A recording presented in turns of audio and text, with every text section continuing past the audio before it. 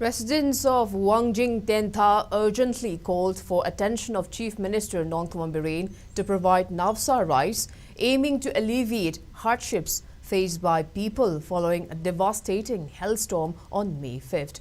The demand arose during a press conference organized by various local clubs, organizations and Merapaibis of Wangjing Tentha Assembly constituency.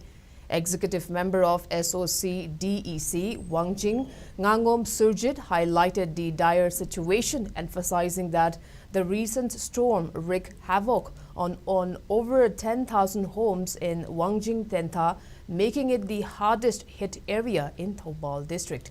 The constituency has been grappling with challenges since last year due to the ongoing crisis in the state, compounded by a lack of employment opportunities. The recent storm that further aggravated their situation. Compounding the issue, residents have been unable to access Navsa rice for the past month, intensifying their suffering. Surjit appealed to the Chief Minister to promptly address these grievances by ensuring the timely distribution of Navsa rice to the affected people.